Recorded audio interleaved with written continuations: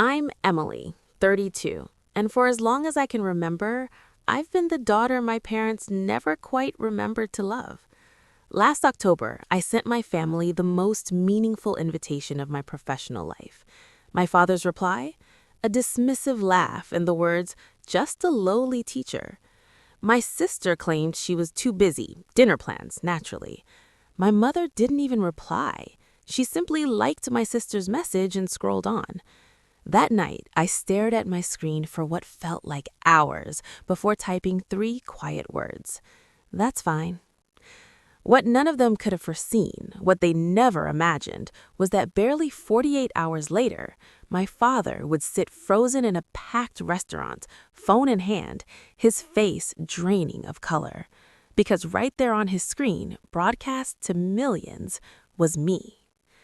Before I go on, if this story resonates with you, please like and subscribe, but only if it truly touches something inside. And drop a comment.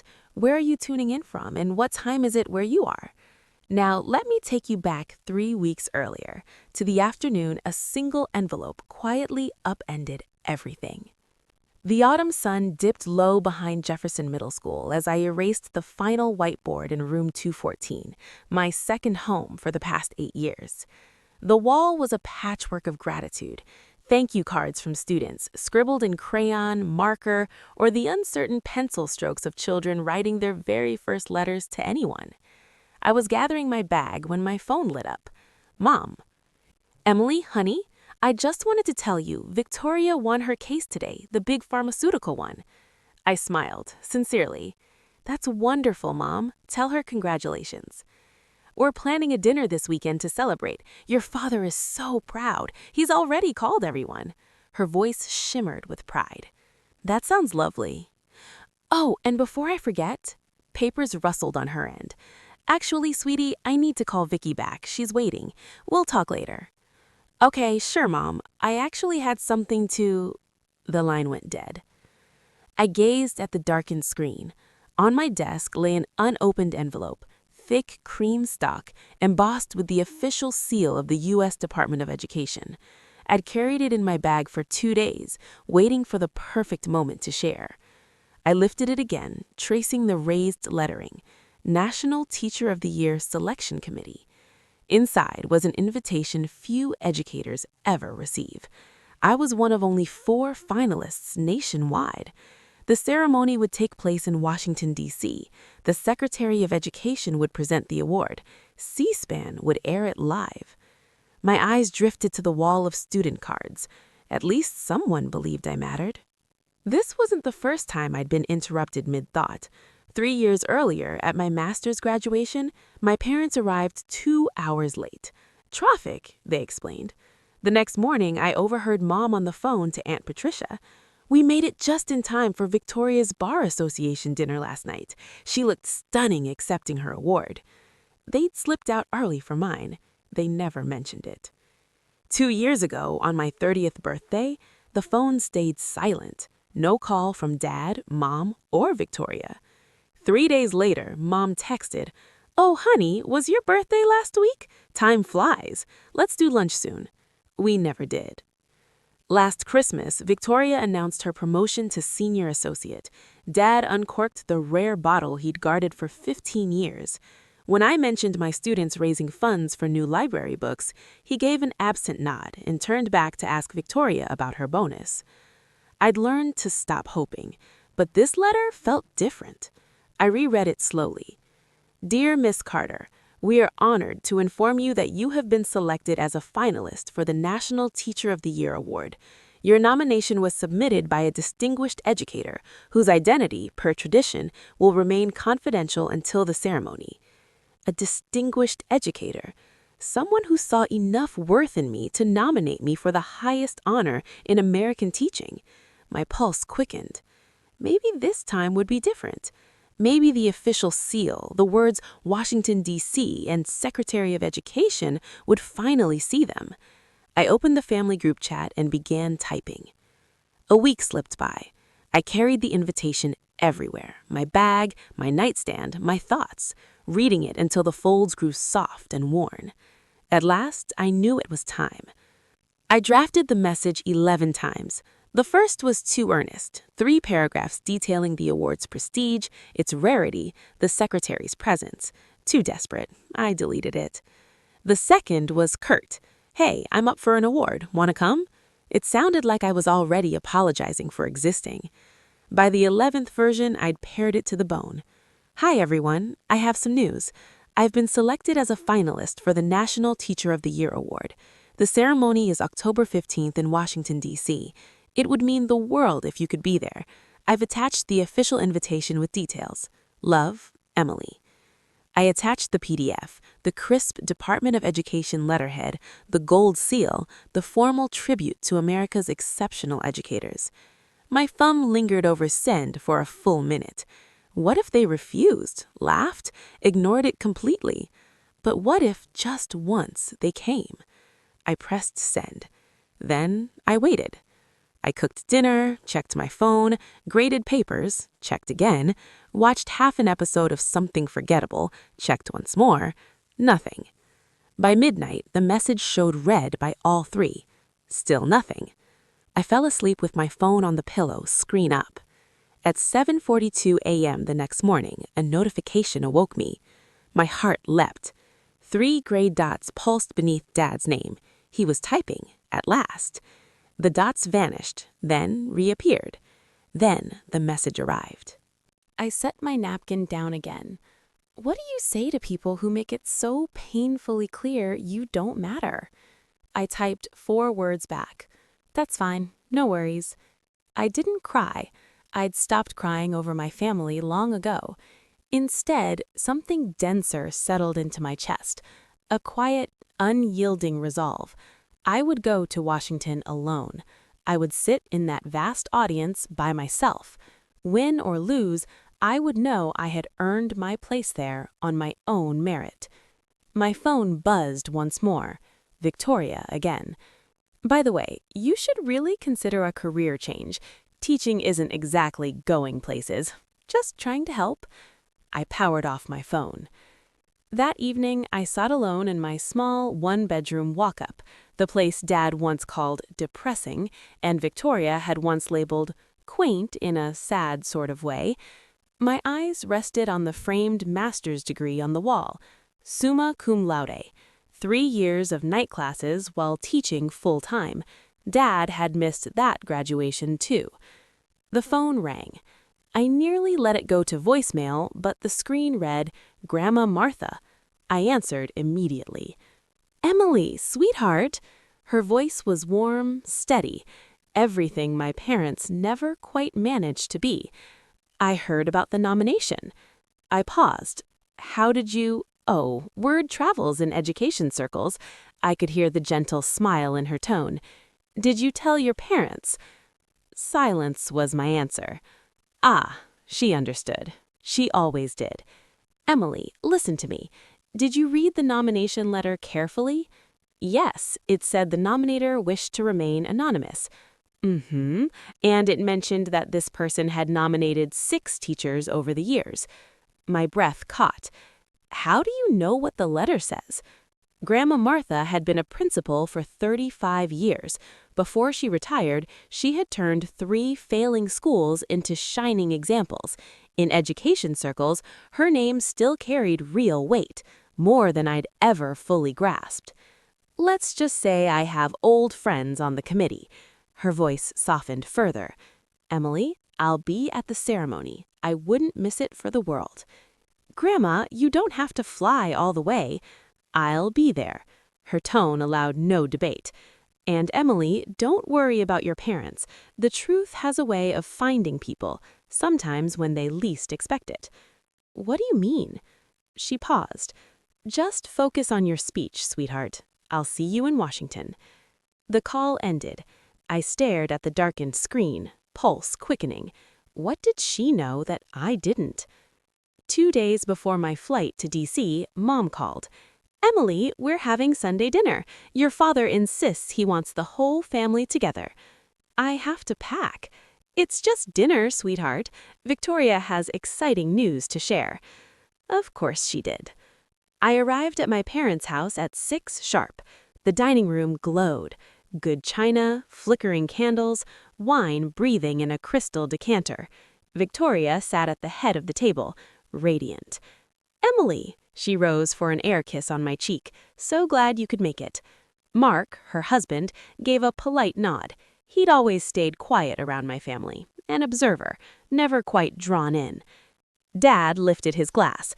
"Before we eat, I'd like to propose a toast to Victoria, who just made partner at Michelin Associates, the youngest in firm history." "Partner?" I looked at my sister. "Congratulations, Victoria. That's impressive." "Thank you." She smoothed her silk blouse. "It's been a long time coming." Mom beamed. "See, Emily? That's what hard work looks like. Real results, real success." I set down my fork. "Victoria," Dad continued, "tell Emily what your new salary is." "Dad," Victoria laughed lightly, "go on. She should know what ambition can achieve." She shrugged. "Let's just say it's substantial."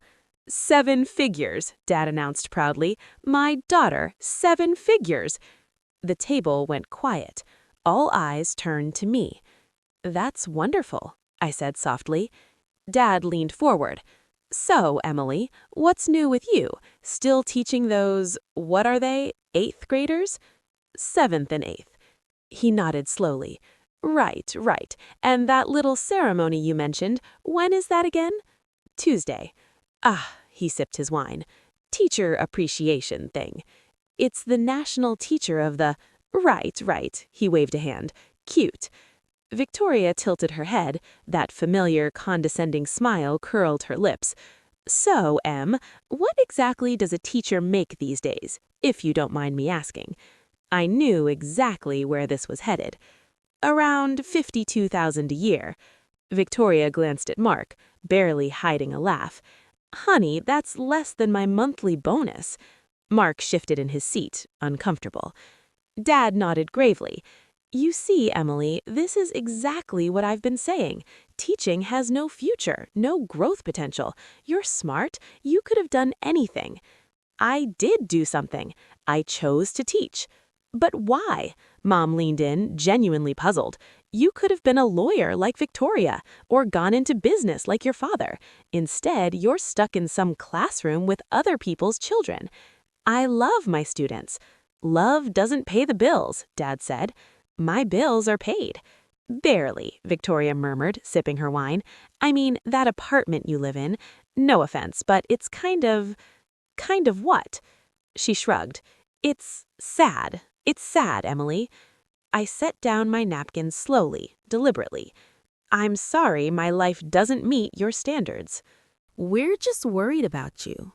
Mom's voice slipped into that wounded timbre she wielded like a blade. "As your family, we—" Victoria muttered under her breath, too low for anyone but me to catch. "Good at being underpaid, maybe." Then, unexpectedly, Mark cleared his throat. He leaned closer, his words pitched for my ears alone. "For what it's worth," he said quietly, "I think what you do matters. My 3rd-grade teacher changed my life." Our eyes met. He gave a single nod, then looked away. I tucked the moment deep inside, the first faint sign of an ally in hostile territory. Dessert arrived. I hadn't touched my entree. "I should go." I stood, reaching for my purse. "Early flight tomorrow." "Already?" Mom frowned. "But we haven't even discussed Victoria's promotion party. It's next month. We're renting the Bellevue." "I'll check my calendar." Victoria smirked. "Let me guess, flying economy to your little ceremony, teacher salary and all." I paused at the doorway, turned back. "Actually, the Department of Education covers all travel expenses. 1st class." The table fell silent. Dad's fork froze midair.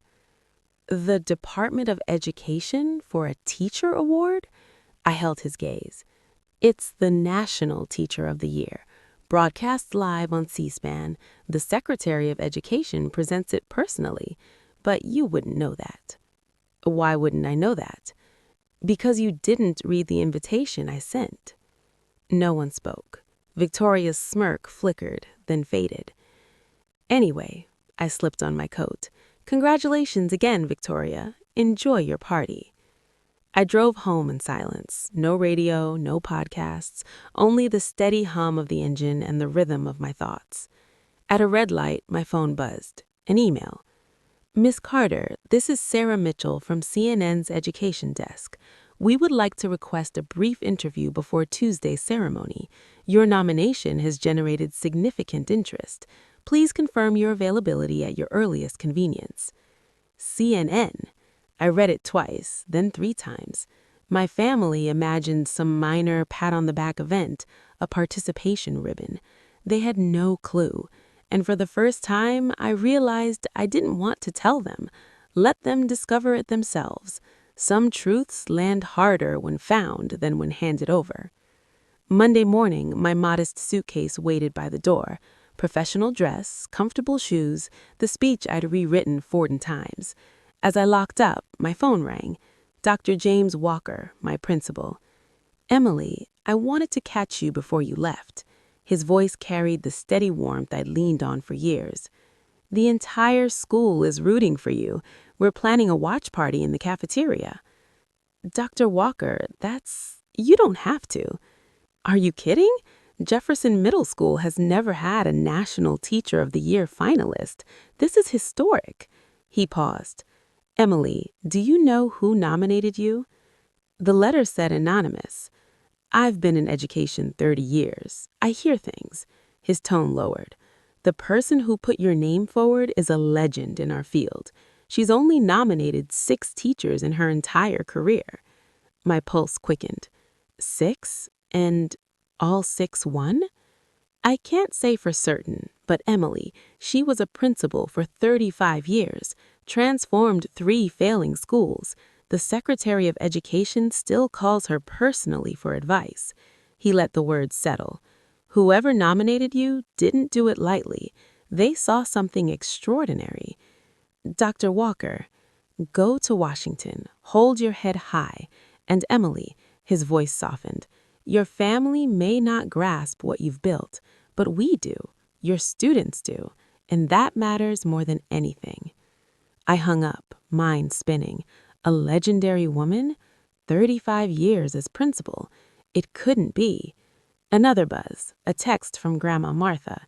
Safe travels, sweetheart. Can't wait to see you tomorrow. I have a few old friends who are very eager to meet you. Old friends? What was she planning? The flight to Reagan National felt otherworldly. First class, champagne before takeoff, seats that reclined flat, a flight attendant addressing me as Miss Carter, as if I belonged there. I wasn't accustomed to mattering. A black car waited at arrivals, the driver holding a sign with my name. He took my bag, opened the door, and delivered me to the Willard Intercontinental, a hotel I'd only glimpsed at in films about presidents and power. The lobby shimmered, crystal chandeliers, marble underfoot, staff in crisp uniforms greeting me by name. Miss Carter, welcome. Your suite is ready. If there's anything you need, anything at all, please don't hesitate. Suite, not room, suite. That evening at the reception, I met the other finalists. Michael Torres from New Mexico, who'd built a robotics program in an underfunded district.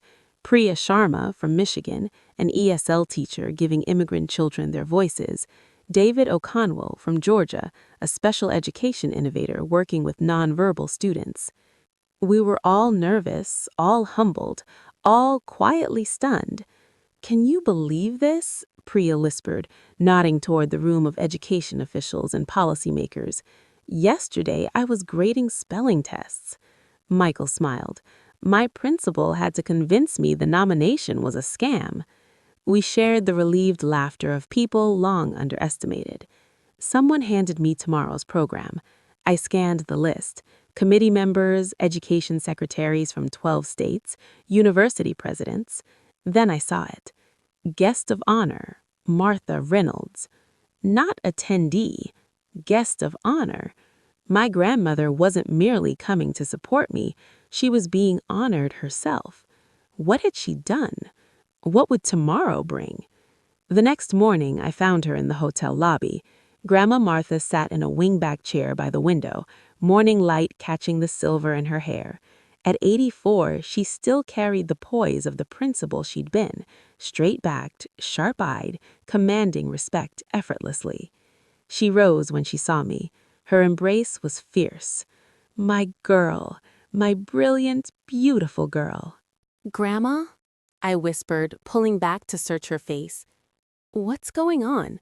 Why are you the guest of honor?" She smiled, the quiet, knowing smile of someone cradling a beautiful secret. "Sit with me, Emily." We settled into the adjacent wingback chairs. She took my hands in hers. "I've been watching your career since the day you first stepped into a classroom." Her eyes shimmered. "Every student you saved, every parent who told me how you stayed late to help their child, every colleague who said you made them want to be a better teacher. You collected stories about me. I collected evidence." She squeezed my hands gently. "Emily, 6 years ago I wanted to nominate you, but you weren't ready. You hadn't yet found your voice. So I waited." My throat tightened. The nomination letter said, 6 teachers, 30 years, all 6 won. She nodded. "I don't submit names lightly. When I recommend someone, the committee listens, because they know I've done my homework." "Grandma, there's more." She leaned closer. "Tonight, during the ceremony, a former student will speak about each finalist. I arranged for one of yours to be here, someone's whose life you changed." "Who?" "You'll see." Her eyes sparkled. "And Emily, don't worry about your parents. They'll see the broadcast. The whole country will. And when they do, they'll finally understand what they've been too blind to notice." She kissed my forehead. "Now go practice your speech. You're going to need it." While I prepared in Washington, 300 miles away in Philadelphia, my sister was having lunch.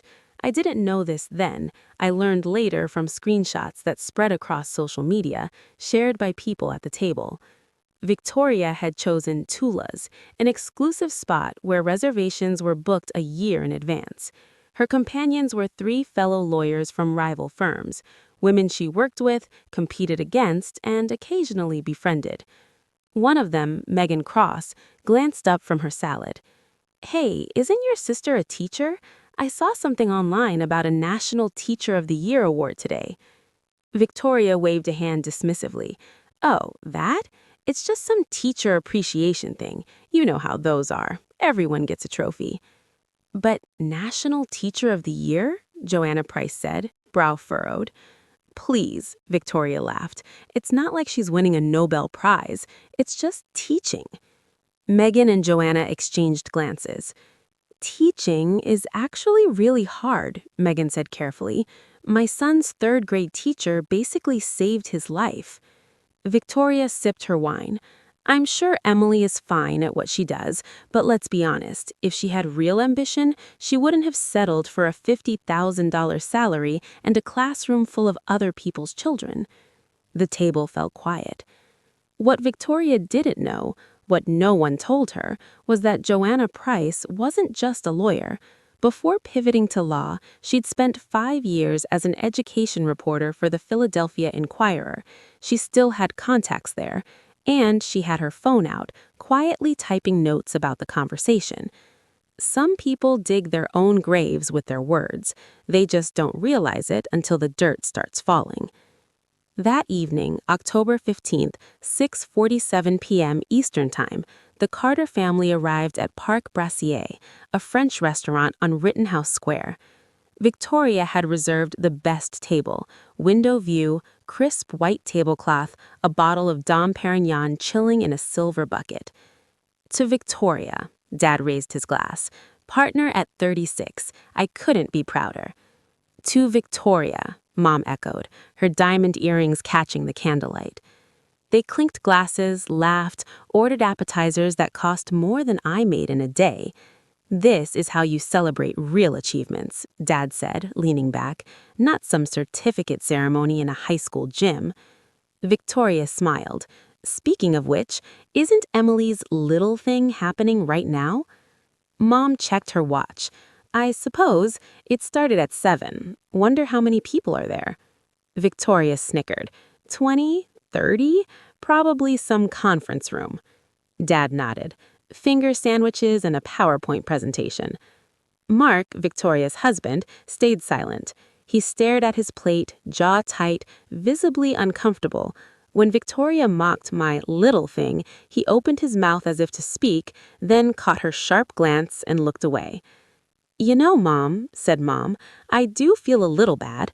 Maybe we should have sent flowers or something."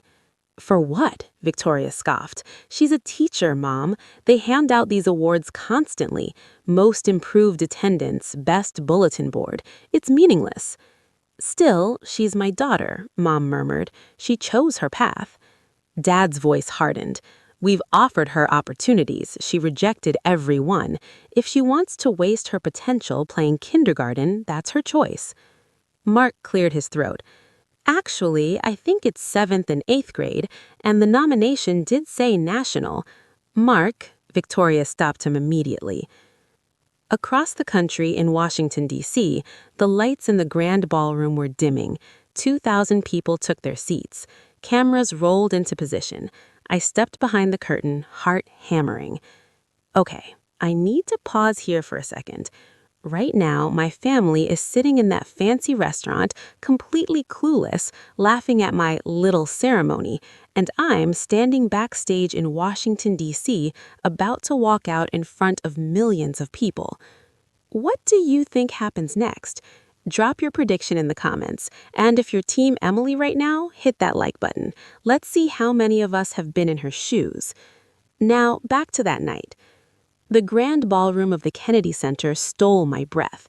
2,000 people, crystal chandeliers casting golden light across a sea of round tables draped in white, American flags flanking a stage that seemed to stretch forever, and cameras, so many cameras positioned at every angle. A production assistant touched my elbow. "Miss Carter, you'll enter from stage left when they call your name. Just follow the spotlight." I nodded, not trusting my voice. Through a gap in the curtain, I spotted Grandma Martha in the front row, seated directly behind a placard that read, "Guest of Honor." She wore her best navy suit, the pearl earrings Grandpa had given her 50 years earlier still gleaming softly against the light. Her eyes already shimmered with quiet pride. The Secretary of Education stepped to the podium. Cameras pivoted toward him in unison. "Good evening. We are here tonight to honor America's finest educators."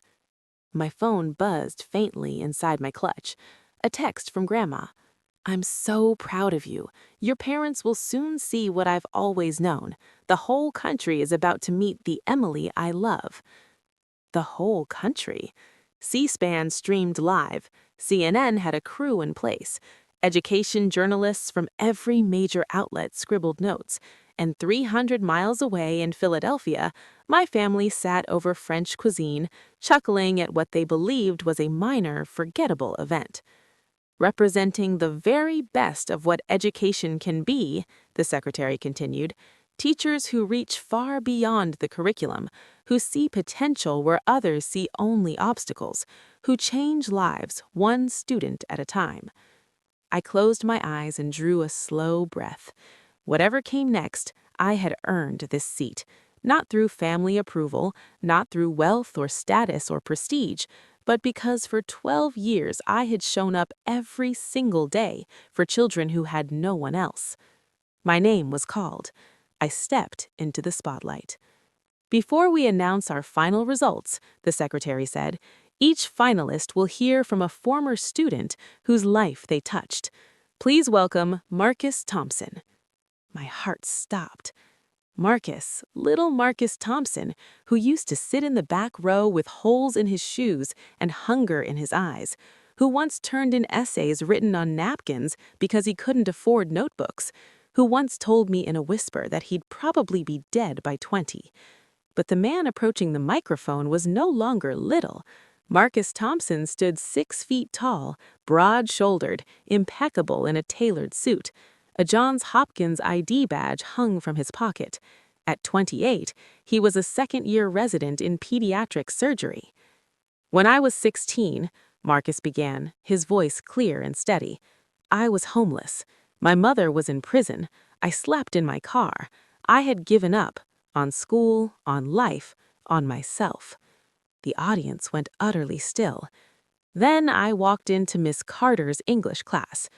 He paused, looked straight at me. She noticed things, that I was always hungry, that I wore the same clothes every day, that I flinched when anyone moved too quickly. His voice cracked, just slightly. She never made an announcement, never turned me into a charity case. She simply helped. Tears pricked behind my eyes. She bought me food, drove me to scholarship interviews, stayed after school for hours helping with college applications. When I got into Johns Hopkins, Miss Carter was the first person I called, not because she was my teacher, but because she was the first adult who ever believed I could become something. Marcus wiped his eyes. Miss Carter didn't save my life with grand gestures. She saved it with small acts of kindness every single day. I'm a doctor today because of her. The room rose, 2,000 people on their feet, applauding, the sound crashing like waves. The applause gradually settled. The secretary returned to the podium, a cream envelope in his hands. The selection committee reviewed hundreds of nominations from across the nation. The 4 finalists you've seen tonight represent the absolute best of American education. He paused. But only one can receive our highest honor. I couldn't breathe. Beside me, Priya gripped my hand. Michael closed his eyes. David whispered what sounded like a prayer. The secretary broke the seal. The 2024 National Teacher of the Year is... Silence. 2,000 people holding their breath. Is Emily Carter from Philadelphia, Pennsylvania. The room erupted. I didn't move, couldn't move. Priya laughed through tears and pushed me gently. Go, go! The walk to the stage felt dreamlike, lights blurring, applause thundering, faces smiling, 2,000 strangers standing to celebrate a teacher from an underfunded middle school who had simply refused to give up on her kids. The secretary shook my hand. Cameras flashed. In the crowd, I found Marcus. He was crying openly now, clapping so fiercely his palms must have stung. Our eyes met. He mouthed 2 words. Thank you. No, Marcus, thank you for becoming living proof that what I do matters. Someone placed a crystal trophy in my hands, so exquisite I was almost afraid to hold it. Congratulations, Miss Carter, the secretary murmured, leaning close. Your grandmother is a force of nature. She's been telling everyone you'd win for months. I looked out and found Grandma Martha in the front row. She was sobbing, joyfully, openly, hands clasped as though in prayer. I had never seen her cry before. At the bottom of the screen, a CNN chyron scrolled. Breaking. Philadelphia teacher Emily Carter named National Teacher of the Year, nominated by legendary educator Martha Reynolds. Millions of Americans saw that headline, including, though I didn't know it yet, 3 people in a French restaurant who had just ordered dessert. Philadelphia, 7:58 p.m. Richard Carter dabbed his mouth with a linen napkin and reached for his phone. Habit, checking stocks, scanning headlines, staying tethered to the world that mattered. A CNN notification waited at the top. Breaking. Philadelphia teacher wins prestigious national award. He nearly scrolled past. Philadelphia had thousands of teachers. What were the odds? Then he saw the image. His hand froze. The image showed a woman on stage shaking hands with a man in a dark suit.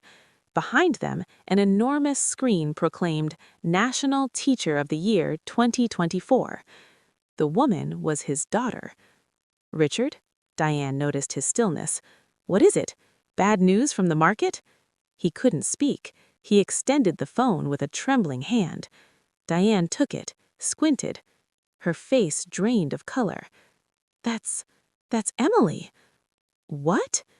Victoria snatched the phone. Her wineglass tipped. Red liquid bloomed across the white tablecloth. No, No, that can't be. She said it was just a small ceremony. The Secretary of Education, Dad whispered. She's shaking hands with the Secretary of Education. Mark leaned in to look. His expression remained carefully neutral. CNN, he said quietly. That's CNN's camera. This is being broadcast nationally. Victoria scrolled frantically through her phone. More photos loaded. Emily at the podium, crystal trophy gleaming in her hands. Emily surrounded by applauding dignitaries, the Secretary of Education at her side. Then the video clip began to autoplay. A young black man stood at the microphone, tears tracing steady paths down his face. Miss Carter didn't save my life with big gestures, he said, voice thick with emotion. She saved it with small acts of kindness every single day. Oh my God, Victoria whispered, barely audible. This is actually a big deal. Around them, the restaurant carried on, waiters gliding between tables, diners laughing over wine, soft jazz drifting from hidden speakers, but the Carter family sat frozen at the center of it all, the clink of silverware suddenly deafening. Back in Washington, I stood at the podium, fingers wrapped tightly around the crystal trophy, gazing out at 2,000 expectant faces. The teleprompter glowed with the safe speech I'd prepared, statistics on education funding, gentle platitudes about the value of teachers. I ignored it entirely. Growing up, I began, my voice steadier than I'd expected. I was told that teaching wasn't a real career. A subtle shift rippled through the audience. This wasn't the polished gratitude speech they'd anticipated. I was told I was wasting my potential, that I would never amount to anything, that real success meant money. And teachers? I paused, letting the word hang. Teachers were just people who couldn't make it anywhere else. Silence settled, thick and attentive. But tonight, I stand here because of one person who never stopped believing in me. I found Grandma Martha's eyes in the front row. The camera followed my gaze, zooming in as she pressed a hand to her heart. My grandmother, Martha Reynolds.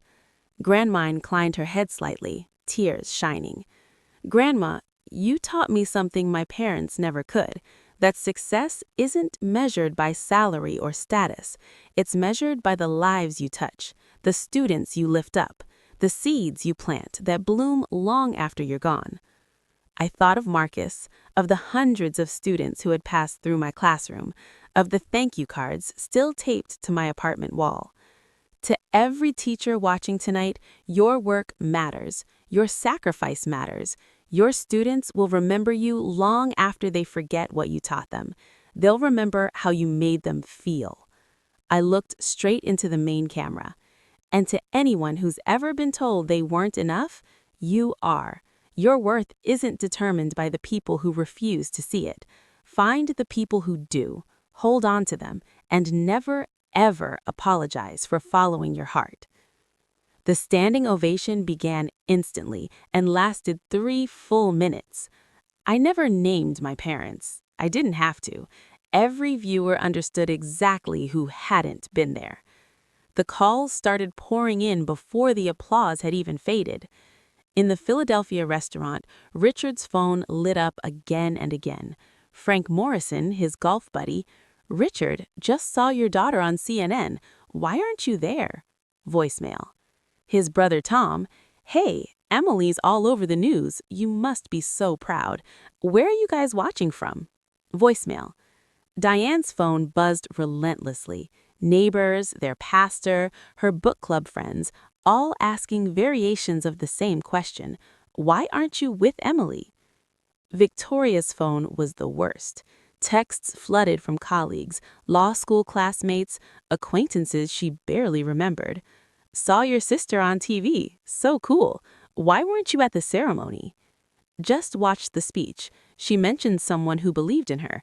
That's you, right? Victoria stared at that last one. The easiest lie hovered on her fingertips. Yes, of course, I'm her biggest supporter.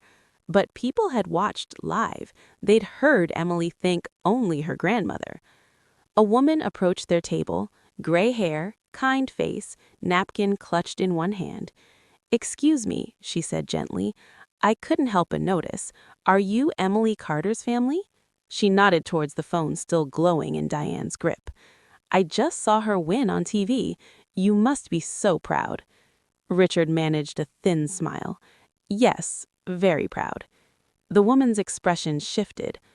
"Wait, why aren't you at the ceremony? Washington's not that far." Diane fumbled. "There weren't any flights." "Flights?" The woman frowned. "It's a 3-hour drive." The table went deathly quiet. Understanding dawned on the woman's face, followed by something softer, judgment perhaps, or pity. "Oh," she said quietly. "I see." She turned and walked away without another word. The Carter family remained seated in their expensive restaurant, exposed amid witnesses to their absence. Victoria excused herself to the restroom. She needed to regain control, contain the damage, spin the narrative. Her fingers flew across the screen. "So proud of my amazing little sister Emily. Wish we could have been there tonight. Family always comes first." Hashtag National Teacher of the Year. Hashtag Proud Sister. She attached a cropped screenshot of Emily from the broadcast, applied a soft filter, and posted. Within seconds, the comments began. "Congratulations to your sister. Teachers are heroes. So sweet that you're supporting her." Victoria exhaled. Crisis contained. Then a new comment appeared from Joanna Price, the lawyer from lunch. The one Victoria had forgotten was formerly an education reporter. "Funny. At lunch today, you called it just a teacher appreciation thing and said Emily's career wasn't going anywhere. I was there. I heard it." 3 other women from that lunch liked the comment. One added, "Can confirm. It was uncomfortable to witness." The post ignited.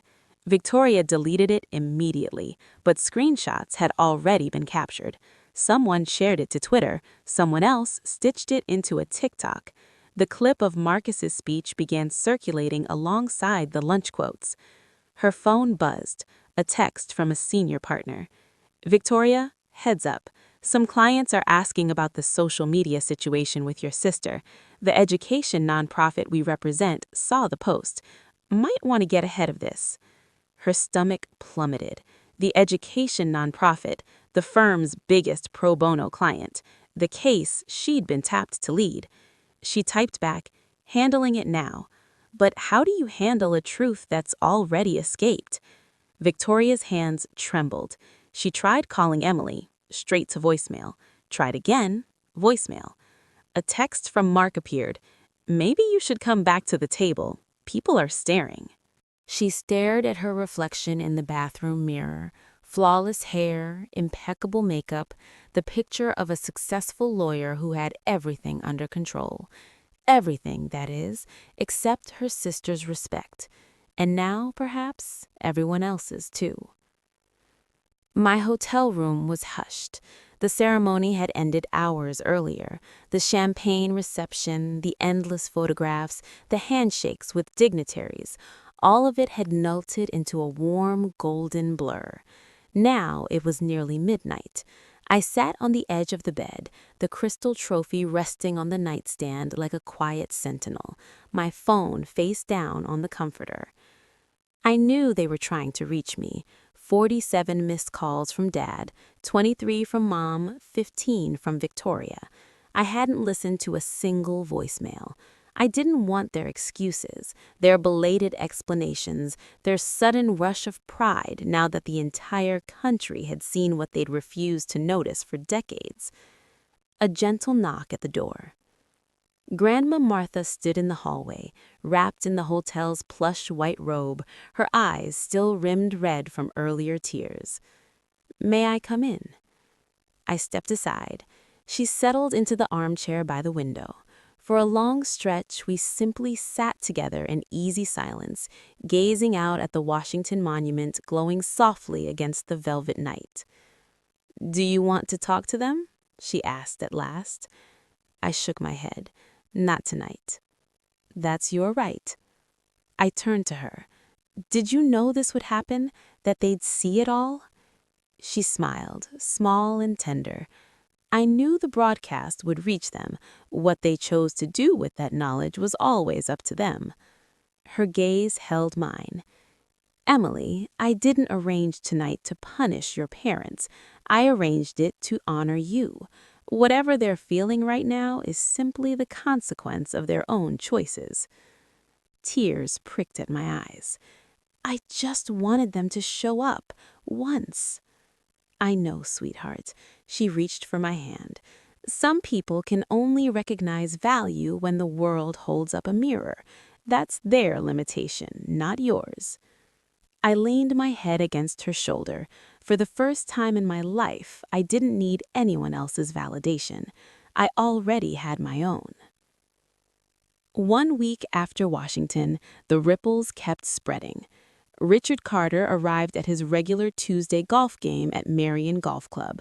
4 men he'd known for 30 years, colleagues, friends, men who had always respected him. "Richard," Frank Morrison called out, "how's our celebrity father doing?" The others laughed, not with him, but at him. "Heard you missed the ceremony because you were too busy. Busy doing what? Eating French food?" Richard's face flushed. "That's not. We had a prior commitment to celebrate your other daughter." Jim Patterson shook his head slowly. Meanwhile, Emily's shaking hands with cabinet members on national television.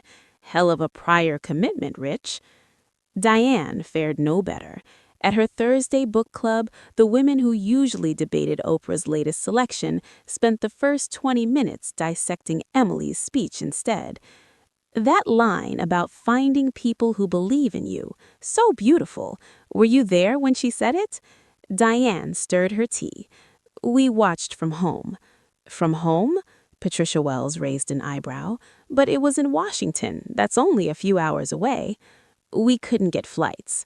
Flights? Helen Moore let out a short laugh. Diane, you can drive there. Richard drives to New York for golf tournaments.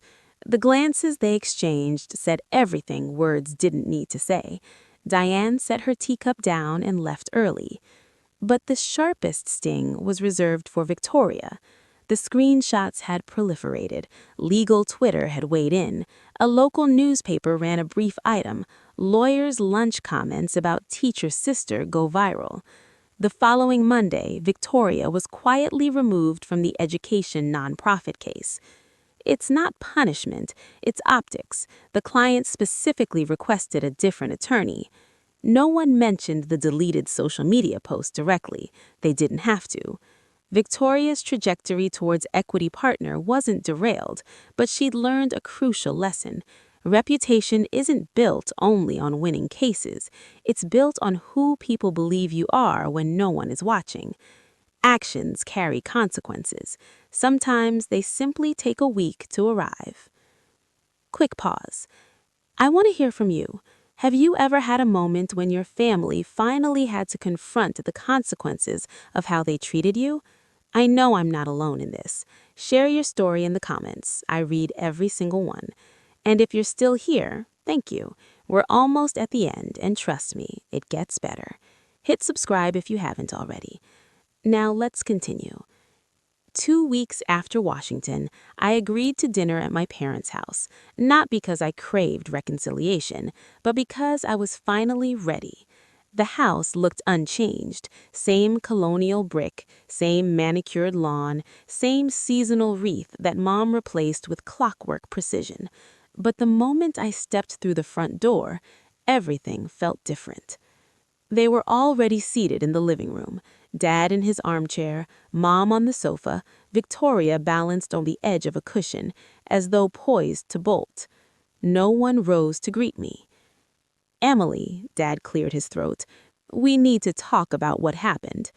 I stayed standing. "What happened? I won an award. You didn't come. That's what happened." "It's more complicated than that." I kept my voice even. "From where I'm standing, it's quite simple. I invited you to the most important night of my career. You laughed at me and went to dinner instead." Mom twisted her hands in her lap. We didn't know it was such a big deal. I sent you the invitation. It said National. It said Secretary of Education. It said C-SPAN broadcast. I looked at each of them in turn. Which part wasn't clear? Victoria stood abruptly. Fine, you want an apology? I'm sorry we didn't come to your ceremony. Happy now? No, Victoria, I don't want an apology. Then what do you want? I drew a slow breath, steadying myself. For 32 years, I've tried to earn your respect, tried to make you proud, tried to prove that my choices were valid, even if they weren't the ones you'd have made. I paused. I'm done trying. The room fell silent. My hands trembled just slightly. I clasped them together to still them. 32 years of craving their approval didn't vanish in single night. Part of me still ached for Dad to stand up and say he was proud. Part of me still longed for Mom to hug me and mean it. But Washington had taught me something irrevocable. Wanting something doesn't mean you need it to survive. What does that mean? Dad's voice sharpened. It means things are going to change. Emily, you're overreacting about this. We made a mistake. People make mistakes. A mistake is forgetting a birthday. What you did was deliberate. Deliberate? He scoffed. We didn't deliberately. You read my invitation, you saw exactly what it was, and you consciously decided that dinner with Victoria mattered more. That's not a mistake, that's a choice. Mom's eyes filled. Emily, please, you're hurting us. I'm hurting you, I almost laughed. Mom, you liked Victoria's rejection in the group chat. You didn't say a single word in my defense. You never do. I didn't mean it that way. Then how did you mean it? She had no answer. Victoria crossed her arms. You're being incredibly dramatic about all this. One missed event and suddenly we're the villains? One event? I turned to face her fully. This isn't about one event. This is about 32 years of being second, of being dismissed, of every achievement of mine being minimized while yours were celebrated. That's not true, I said quietly. You called my career lowly. You told your friends my award was meaningless. You posted a fake congratulations on social media while screenshots of your real words were spreading everywhere. I shook my head. You couldn't even be honest about how little you think of me. Victoria's face flushed deep crimson. For once, she had no quick retort, no sharp comeback. She simply stood there, exposed. Dad rose from his chair, trying to seize control of the room again. Enough. This is family business. We'll work it out privately, like adults. No. The word emerged calm, unshakable. We won't work it out by pretending nothing happened. That's what we've always done. That's exactly how we ended up here. Then what do you suggest? He asked tightly. I looked straight at my father, the man who had spent my entire life measuring my worth in dollars and status. I suggest you start listening. I gathered my coat and purse. Where are you going? Mom's voice rose, edged with panic. We're not finished. Yes, we are. I paused at the doorway. I'm not cutting you out of my life, I said, but I'm done being the family afterthought, the one who shows up no matter how she's treated, the one who apologizes for taking up space. Emily, Dad began. Let me finish. My voice carried a quiet strength I hadn't known I possessed. From now on, I will attend family events when I'm treated with respect. I will answer calls when I feel like talking. I will visit when I'm genuinely welcome, not merely tolerated. Victoria rolled her eyes. So you're giving us rules now? I'm giving myself boundaries. There's a difference. This is ridiculous, Dad said, face reddening. We're your parents. You can't just... I can, and I am. I met his gaze evenly. You spent 32 years teaching me that my worth depended on your approval. It took me far too long to realize you were wrong. Mom was crying openly now, real tears streaming down her cheeks. Part of me, the old, conditioned part, ached to comfort her. But the part that had stood on that stage in Washington, the part that had heard Marcus describe how I'd changed his life, the part that had finally claimed my own value, that part held firm. If you want to be part of my life, I said, you need to see me, really see me, not the daughter you wished I was, not the teacher you're embarrassed by. Me. I opened the front door. Cool autumn air swept in. I hope you can do that, I said softly. But if you can't, I'll survive. I've built a good life, a meaningful life, with or without your blessing. I stepped outside. The door closed gently behind me.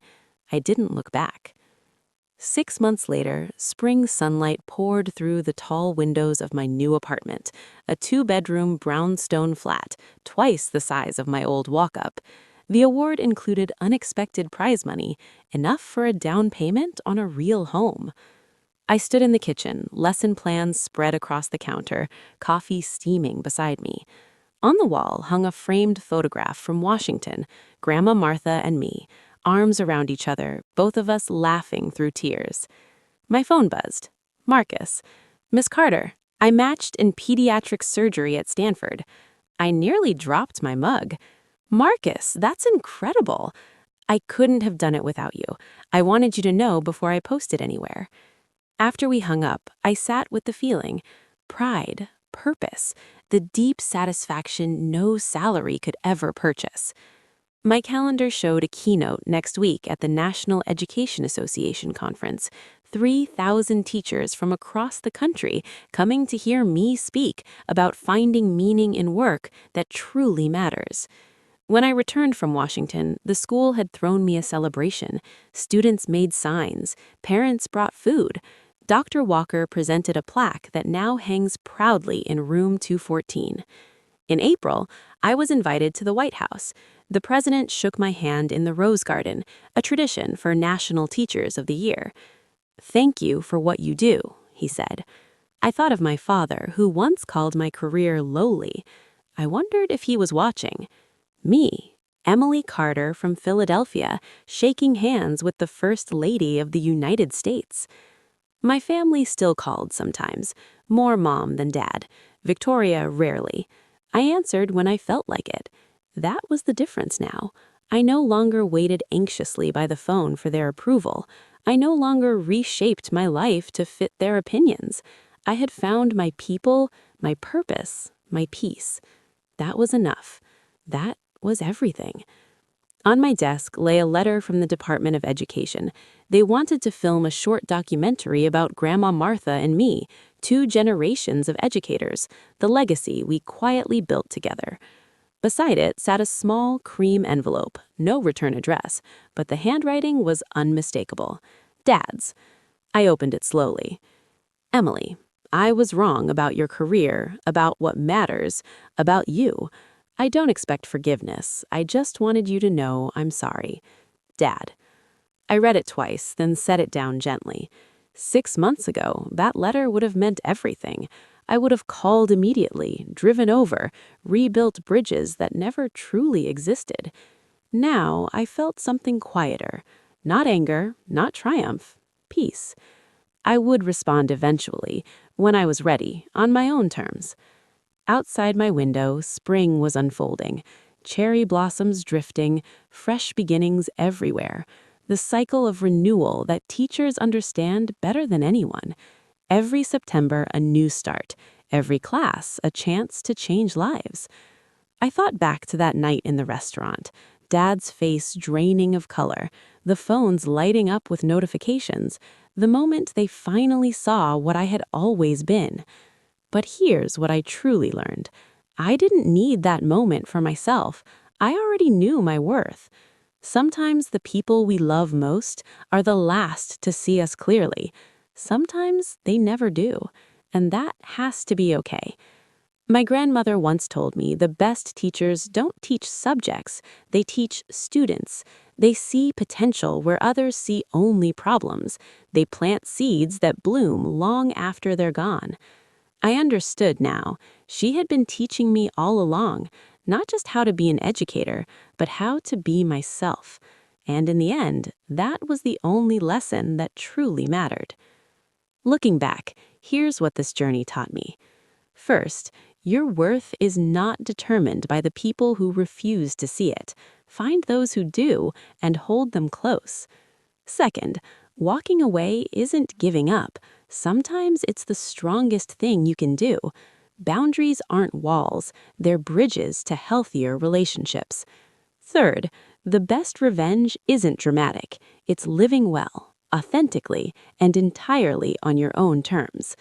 If my story resonated with you, I'd love to hear yours. Drop a comment below. Share a moment when you finally chose yourself over someone else's expectations. And if you want more stories like this, there's a video in the description I think you'll love. Thank you for staying until the end. See you in the next one.